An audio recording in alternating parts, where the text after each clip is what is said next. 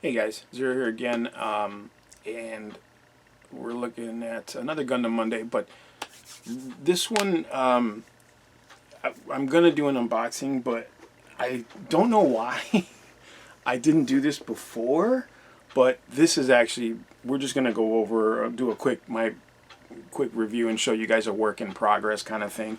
But I picked up this Gundam kit. It was really cheap on eBay. This is the Gundam High Grade Universal Century Z'Gok from the original 0079 TV show, the original Gundam TV show. This is one of the Zeon aquatic mobile suits. Now, a while back I picked up the Universal Unit kits and I got HGUC, and that was one of the aquatic suits from I want to say 0080, War in the Pocket. I could be mistaken, and I apologize if I am, and I'll put where it's from in the description. But the Z'Gok was from the original series, and I don't know why I used to hate these Zeon suits. Like, I really did. I did not like them when they first debuted, and I was just not a fan of them. I just, like, I don't understand why they made them look so silly. But as I've gotten older and as the series has gone on and on and on, and it's changed and it's grown and all the new suits and stuff like that, I'm starting to really like these suits and appreciate the actual design that went into these suits and why they look the way they do. So this kit, I actually started working on this kit already. So you can hear it's in pieces. What I wanted to do, because this was such a cheap kit, and I want to say it was literally like $15 shipped.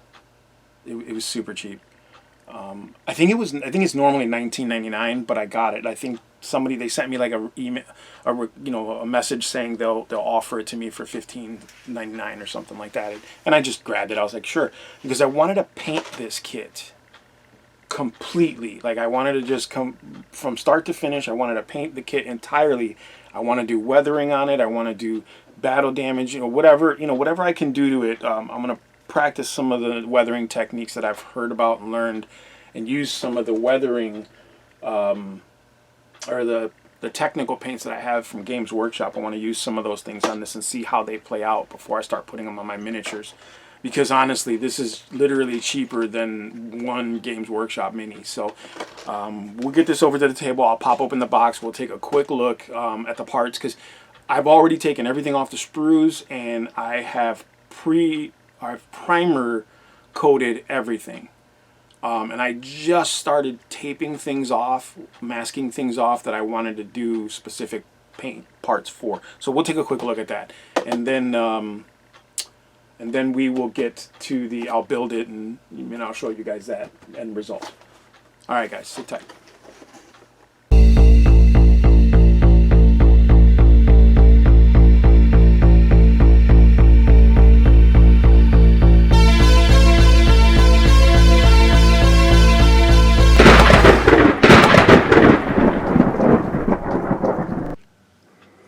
Alright guys, we'll take a quick look at the High Grade Universal Century MSM 07 Z'Gok. Here's some of the side art for the box. It's a very basic looking kit. It's actually kind of, a lot of people, it's goofy looking, right? It looks like a Mega Man bad guy, kind of like the It monster from Mega Man, but not yellow. Okay. It's by Bandai.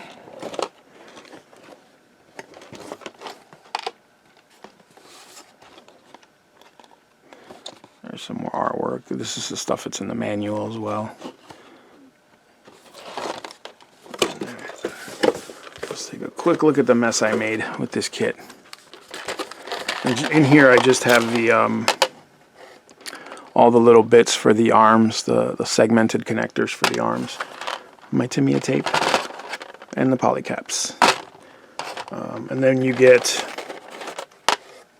this is the sticker sheet. Just comes with two stickers, one for the mono eye and then one for the canopy, the cockpit door. I won't be using those. because basically, like I said, I decided to fully paint this whole kit, so I'm not going to use any of that stuff. So there he is. There he is underwater. And again, like I said, I personally, when I first saw these kits, I was like, God, these are so silly looking. But the more and more I see it, the more and more it grows on me, you know? So there's all the color bits. And he's pretty cool. He just has the little claws, and then he's got the cannon there. That's the cannon in the sleeve, or arm, or whatever. It doesn't, again, this kit looks very simple as well. It doesn't look very complicated to build at all. Even with the arm segments, they're pretty clearly shown which part goes where.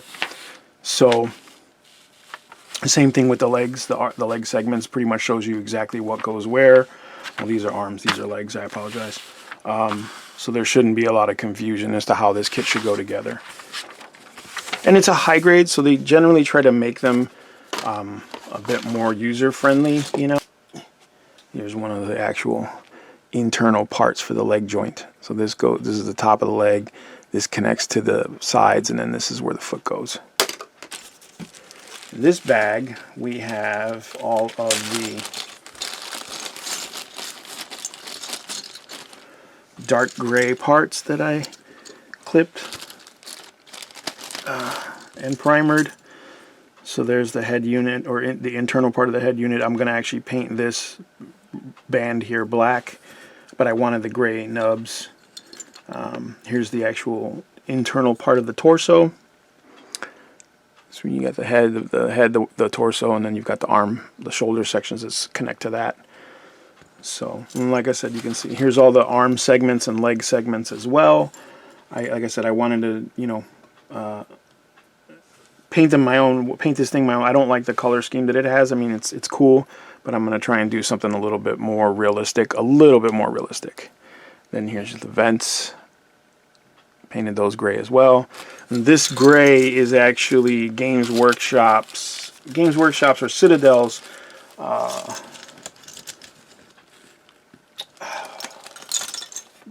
Battle Gray primer. It's actually got a funny name. I can't remember the name. I never remember the name offhand. Battle, I don't know, standard Battle Standard Gray, I think that's what it is. So there.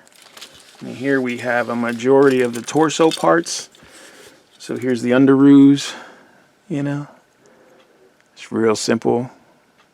And I figured some of these pieces, like I glued this together because it didn't need to be, like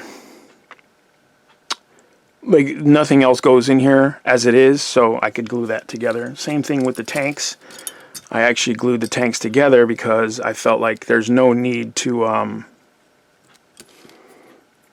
you know, these parts are pretty much as they are. You know, they're self-contained, so you don't need to had them separated. But you can see I painted them yellow, and I actually put my tape on there because I'm going to actually do some striping with some weathering techniques and stuff like that. Here's the torso. I'm going to paint a stripe here on the front.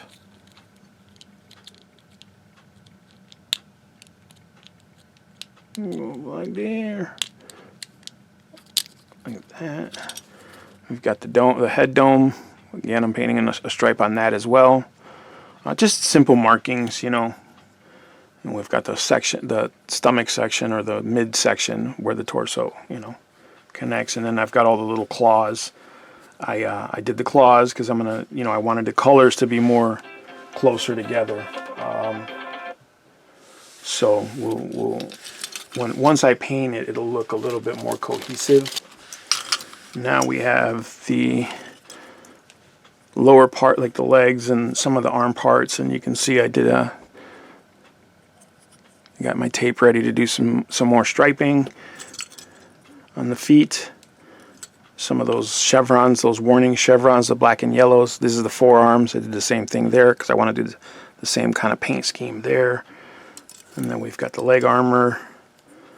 You know, I was going to do some painting on the leg armor too, and I still may. I'm debating still. I haven't finished the taping issues yet.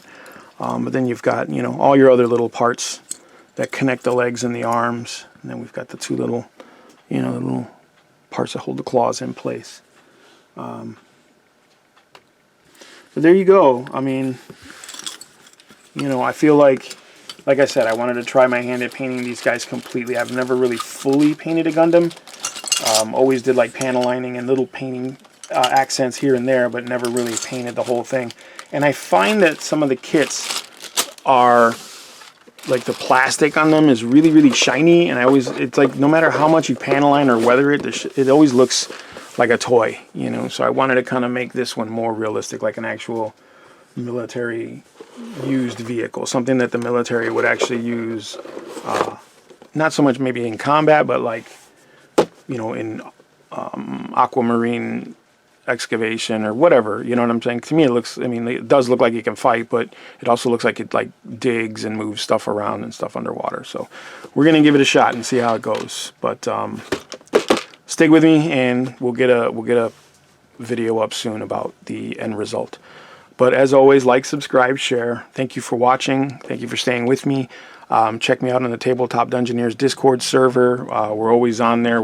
Someone's always talking about something. Mostly gaming, Dungeons and Dragons, and miniatures, and role-playing and stuff. But there's also some Gundam talk. That's me. And there's some RC stuff. Anything that involves my hobbies, it's on there. And also check us out on Friday nights, 9 p.m. Central, on the D&D After Dark YouTube channel, where we talk all things Dungeons and Dragons. And you know, we've got a bunch of different dungeon masters from all over the world who join in, and they chime in on their opinions on how to run the game, how to play the game, you know, good and bad. So come check us out. Join us in the live chat. Tell them Zero sent you. All right, guys, thanks for watching.